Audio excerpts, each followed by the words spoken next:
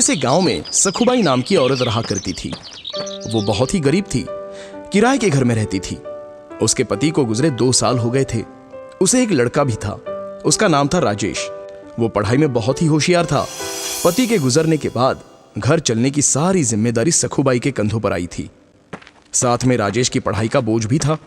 सखुबाई हमेशा सोचती कि उसका बेटा एक दिन बड़ा अफसर बने। सखुबाई जब काम करती तो राजेश भी उसके साथ जाता। सखुबाई लोगों के घर जाकर बर्तन मांजती तो कहीं खाना बना देती, तो राजेश बैठे बैठे लोगों के घर आए अखबार को बड़े ध्यान से पढ़ता। एक दिन जब राजेश अखबार पढ़ने लगा तो एक मालकिन ने बड़ी कुत्सित से कहा, अरे राजेश, अखबार पढ़ के क्या तू बड़ा अफसर बन जाएगा? इससे अच्छा तो माँ के काम में हाथ बटा, कम से कम उससे कुछ मदद तो हो जाएगी। इस पर राजेश बोला, मालकिन, मुझे बड़ा अफसर बनना है, कलेक्टर बनना है। हम किताबें नहीं ले सकते, इसलिए ज्यादा ज्ञान के लिए मैं अखबार पढ़ता हूँ। मालकिन बोली, तुम और कलेक्टर शक्ल देखी है आपने? और मालकिन जोर जोर से हंसने लगी। सखुबाई को यह बात बहुत बुरी लगी और वो दोनों वहां से चले गए। फिर सखुबाई ने शादियों में रोटी बनाने का काम शुरू किया। वो अकेली ही 15-20 किलो की रोटियां बनाती थी। इसके लिए वो सुबह 3 बजे ही अपना काम शुरू कर देती थी। उसके साथ राजेश भी उठता था और माँ को मदद करके अपनी पढ़ाई करता था। एक दिन अचानक मकान मालिक उनके पास आए और बोले, क्या सखुबाई, तुम और तुम्हारा बेटा 3 बजे ही उठ जाते हो और ये लाइट जलाते हो?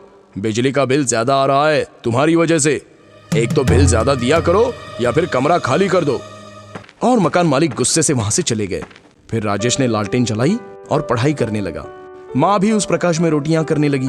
ऐसे ही राजेश ने अगले कुछ साल जी लगाकर पढ़ाई की और क्लास में हमेशा अव्वल आने लगा। राजेश की लगन देखकर अगली पढ़ाई के लिए उसके गुरुजी ने उसे दिल्ली जाने की सलाह दी और खुद खर्चा उठाने की जिम्मेदारी ली। राजेश तो 22 साल का हो गया था। फिर क्या था, राजेश दिल्ली चला गया और वहां खूब पढ़ाई की। वो घंटों लाइब्रेरी में किताबें पढ़ता रहता। फिर एक दिन जब एग्जाम का टाइम आया, जाते जाते किसी गाड़ी वाले ने उसे ठोक दिया। राजेश जमीन पर गिर गया। उसके सिर और बाएं हाथ को चोट आई। अब वो सोचने लगा, मेरे बाएं हाथ में चोट लग गई है और सिर से खून भी बह रहा है। इस हालत में अस्पताल जाऊं या एग्जाम देने? अगर अस्पताल गया तो मेरा ये पूरा साल बर्बाद हो जाएगा और मेरे लिए मुमकिन नहीं है ये। फिर दिल्ली में रहने का मेरा खर्चा भी कौन उठाएगा? मेरे सिर्फ बाएं हाथ पर चोट लगी है, पर दायां हाथ तो अभी अच्छा है। मैं इस हाथ से एग्जाम दूंगा। और फिर राजेश वहां से सीधा परीक्षा केंद्र गया और परीक्षा दी। परीक्षा देने के बाद राजेश अस्पताल में भर्ती हुआ और इलाज करवाया। राजेश ने अस्पताल में भी पढ़ाई जारी रखी और इंटरव्यू अटेंड किया। फिर कुछ दिन के लिए राजेश माँ के पास गांव वापस चला गया। कुछ दिनों बाद रिजल्ट के दिन माँ ने अखबार खरीद कर लाया और राजेश को परिणाम देखने को कहा। राजेश ने रिजल्ट देखा तो उसने जोर से चीख निकाली, माँ, मैं पास हो गया, तुम्हारा बेटा अफसर बन गया, मैं कलेक्टर बन गया हूं माँ। ये सुनते ही माँ की आंखों से आंसू आ गए और वो दोनों रोने लगे। तो दोस्तों, क्या समझे इस कहानी से कि हमें हमेशा अपना लक्ष्य प्राप्त करने के लिए मेहनत करनी चाहिए। दुनिया चाहे हम पर हंसे या मजाक उड़ाए, लेकिन हमेशा अपने लक्ष्य का पीछा करना चाहिए। कामयाबी जरूर मिलती है। एक बार की बात है, काशीपुर नाम के एक गांव में जगन नाम का एक भिखारी अपनी बेटी गौरी के साथ रहता था। गौरी की मां का गांव में फैली महामारी के कारण देहांत हो गया था और जगन को ठीक से दिखाई नहीं देता। इसी वजह से उसे कहीं काम नहीं मिलता और मजबूरन उसे पेट पालने के लिए अपनी बेटी गौरी के साथ भीख मांगना पड़ता। लेकिन गौरी को भीख मांगना पसंद नहीं था। वो पढ़ना लिखना चाहती थी। जब भी गौरी पिता के संग गांव के सेठानी के घर भीख मांगने पहुंचती तो वहां उनके बेटे राजू को पढ़ते लिखते देख उसे खुद के लिए बहुत बुरा लगता और ये देख सेठानी ताने देते हुए कहती, हरिया, देख दरवाजे पे फिर से वही भिखारी होगा। कुछ भीख देकर उसे भगा जल्दी से। गांव में एक भी अस्पताल नहीं है और अगर इन मनहूसों की महामारी मेरे बेटे राजू को लग गई तो मैं क्या करूंगी? ये सुन दोनों दुखी होकर वहां से चले गए। तब गौरी ने कहा, पिताजी, सारा गांव हमसे दूर क्यों भागता है? क्या हम बुरे लोग हैं?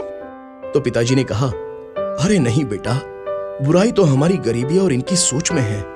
पिताजी, एक दिन मैं डॉक्टर बनकर आपकी आंखों का इलाज करूंगी। मैं इस गांव में एक अस्पताल भी खोलूंगी। बेटी, हमारे लिए तो 2 वक्त की रोटी जुटाना ही बड़ा कठिन है। ये सब तो बड़े लोगों के सपने हैं। काश मैं तुम्हारे लिए कुछ कर पाता। तभी एक औरत ने गौरी को पास बुलाया और कहा, अरे ओ गौरी, अगर तुम हमारा टॉयलेट साफ कर दोगी तो मैं तुम्हें कुछ रुपए भीख दूंगी। गौरी ने उनकी बात मानी और उनका टॉयलेट साफ कर दिया। लेकिन गौरी को ये बात बहुत ही बुरी लगी। तभी गौरी ने यह फैसला कर लिया कि वो डॉक्टर बनेगी। गौरी ने अपने पिता को मंदिर के बाहर रहीम चाचा के पास बिठा दिया और वो खुद कई दिनों तक खिलौने गांव में बेचकर पैसे कमाने लगी। और फिर एक दिन गांव के शिक्षिका रेनू दीदी से मिलकर वो गांव के सरकारी स्कूल में पढ़ने जाने लगी। अब गौरी रोज स्कूल से आने के बाद खिलौने बेचती और पैसे कमाती और अपने पिता की देखभाल करती। गौरी रात रात भर जग कर पढ़ाई किया करती और हमेशा अच्छे अंकों से पास होती। गौरी की हिम्मत और सफलता देख सेठानी और अन्य गांव के लोग सभी हैरान थे और वो जगन और गौरी से जलने भी लगे थे। पता नहीं ये भिखारन पढ़ लिखकर कौन सा डॉक्टर कलेक्टर बन जाएगी, मैं अभी देखती हूँ। गौरी हर साल अच्छे अंकों से पास होती और शिक्षिका रेनू भी गौरी की पढ़ाई में खूब मदद करती। धीरे धीरे समय गुजरता गया और गौरी बड़ी होती गई। उसने अपनी मेहनत और लगन से अपनी स्कूल की पढ़ाई पूरी की और आगे डॉक्टर की पढ़ाई पढ़ने के लिए कॉलेज में दाखिले के लिए इम्तिहान दिया और इम्तिहान में टॉप भी किया। ये खबर सुनकर गौरी के पिता और शिक्षिका रेनू दोनों बहुत खुश हुए।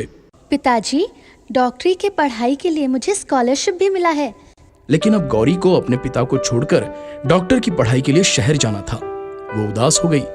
तब रेनू ने कहा, गौरी, तू फिक्र मत कर, यहाँ सब मैं संभाल लूंगी। तू बस शहर जा और जल्दी ही डॉक्टर बनकर आना। गौरी पढ़ाई के लिए शहर चली गई। गुजरते समय के साथ वो अपने सपने की तरफ तेजी से कामयाबी के साथ बढ़ रही थी। कई दिनों तक उसकी कोई खोज खबर नहीं आई। कुछ साल बाद गांव में दोबारा महामारी की बीमारी तेजी से फैल गई और रेनू के पिता सहित सेठानी और उसका बेटा राजू सभी बहुत बीमार हो गए और नगर के एक छोटे से सरकारी अस्पताल में पड़े रहे। पर कई दिनों से कोई डॉक्टर नहीं आया। सब बहुत दुखी और उदास भगवान से जिंदगी की प्रार्थना करने लगे। तभी एक नर्स ने सभी को खबर दी, अब तुम लोगों को चिंता करने की जरूरत नहीं। आज सरकार की तरफ से शहर की सबसे बड़ी डॉक्टर साहिबा आपका इलाज करने आने वाली हैं। ये खबर सुन गांव वाले बहुत खुश हो गए। तभी हॉस्पिटल के सामने एक कार आकर रुकी और उसमें से एक डॉक्टर उतरी। नगर सरपंच ने उन्हें माला पहनाकर उनका स्वागत किया। जब वो अस्पताल के अंदर आई तो उसे देख सभी हैरान रह गए, क्योंकि वो डॉक्टर कोई और नहीं बल्कि वही भिखारन लड़की गौरी थी। गौरी ने अपने पिता के पैर छूकर उनका आशीर्वाद लिया और फिर उसने सभी गांव वालों का इलाज करना शुरू किया। गौरी के इलाज से ही कुछ दिनों में सभी ठीक हो गए। गौरी ने अपने पिता की आंखों का ऑपरेशन करवाकर उनकी रोशनी भी वापस लाई। गौरी की मेहनत, लगन और सफलता की वजह से एक बार फिर सारा गांव महामारी से पूरी तरह मुक्त हो गया और सेठानी सहित बाकी गांव वालों को अपनी गलती का एहसास हो गया। वो सभी गौरी को फूल मालाओं का हार पहनाकर उसके नाम का जय जयकार करने लगे और ये देख गौरी के पिता का सीना गर्व से चौड़ा हो गया। तो बच्चों, इस कहानी से हमें ये सीख मिलती है कि अगर गौरी की तरह मेहनत, लगन और दृढ़ निश्चय से किसी काम को किया जाए तो उसमें हमें कामयाबी जरूर मिलती है। एक गांव में विमला नाम की एक गरीब औरत अपने बेटे रोशन और बहू गौरी के साथ रहती थी। विमला के पति का देहांत हो गया था, जिससे सारी जिम्मेदारी उसके बेटे रोशन पर आ गई थी। लेकिन गांव में रोशन को कोई काम न मिलने के कारण गरीबी और बेरोजगारी से उसकी मुसीबतें बढ़ती चली गईं। विमला की बहू गौरी बहुत ही स्वार्थी और लालची स्वभाव की थी। एक दिन उसने अपने पति से कहा, अजी सुनिए, अब यहाँ कुछ नहीं रखा है, हमें शहर चले जाना चाहिए, तभी हमारे हालात सुधर पाएंगे, वरना हमें भूखा ही मरना पड़ेगा। तब रोशन बोला, पर माँ तो यहाँ अकेली कैसे?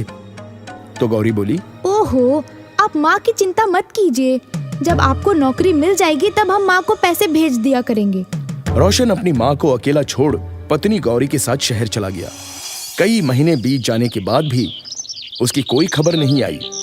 बेटे और बहू के शहर चले जाने के बाद विमला पेट पालने के लिए दर दर भटकने लगी और भीख मांगकर अपना गुजारा करने को मजबूर हो गई। वो हमेशा अपने बेटे का लौट कर आने का इंतजार करती, पर उनकी न तो कोई खबर आई और न ही उनकी तरफ से कोई पैसा। विमला मंदिरों और रेलवे स्टेशन में भीख मांगने लगी, पर उसे ज्यादा पैसे नहीं मिलते। और कई दिन उसे भूखा ही सोना पड़ता। विमला की आवाज बहुत ही सुरीली थी और उसे गाने का शौक भी था, इसलिए उसने गाना गाकर भीख मांगना शुरू कर दिया, जिससे बाद में धीरे धीरे लोग विमला का गाना सुनने के लिए इकट्ठा होने लगे। जिंदगी प्यार का गीत है, इसे हर दिल को गाना पड़ेगा।